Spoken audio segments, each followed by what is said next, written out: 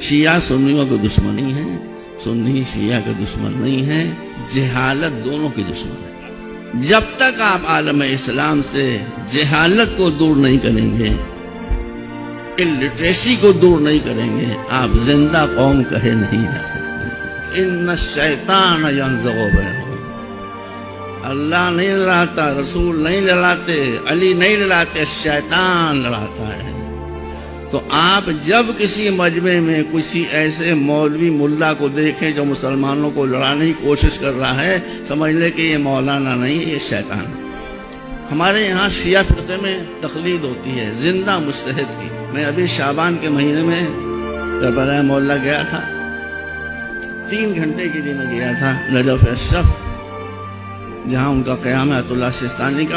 میں نے ان سے کہلوایا کہ میں آیا ہوں، آپ کا دیدار کرنا چاہتا ہوں۔ وہاں ملنے والوں کا ہجوم ہوتا ہے، لیکن انہوں نے سب کو ہٹا کر فوراً مجھے بلا لیا اور مجھ سے پرائیویسی میں بات کی انہوں نے، اور مجھ سے کہا میں تمہارا مشن قرار دیتا ہوں، تمہارا مشن یہ ہے کہ شیعوں اور سنیوں کو آپس میں ملانے کے لیے کوئی کوشش چھوڑو نہیں۔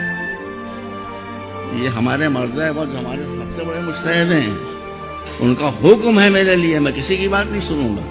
میں نے کہا کہ میں سنیوں کو تو پہلے ہی سے بھائی کہتا ہوں، کہ یہی تم چاہتے ہیں، تم کو بھائی نہ کہو۔ میں ڈر گیا، میں کہا پھر میں کیا کہوں، بھائی سے بڑا کون ہوتا ہے؟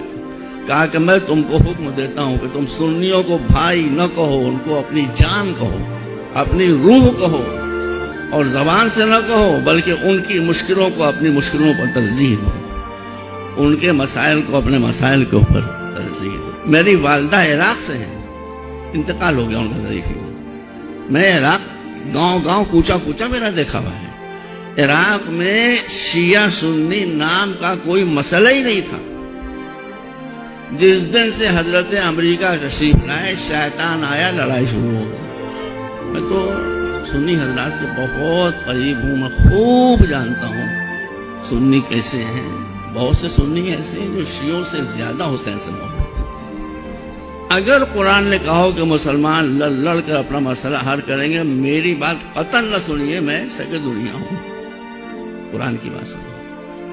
قرآن نے اگر کہیں نہیں کہا ہے، ہر جگہ یہ کہا ہے کہ ملو، مل کر رہو، مل کر رہو، آپس کے جو جھگڑے اس کو بات چیت سے طے کر لو۔ تو اگر آپ نہیں کر رہے ہیں یہ اور لڑ رہے ہیں آپس میں، تو آپ میری مخالفت نہیں کر رہے ہیں، اپنے رب کی مخالفت۔ یہ سب اہل سنت، آپ لوگ ایک دوسرے سے قریب ہوئیے، ایک دوسرے کے عقائد کو سمجھیے، قرآن عقیدے کا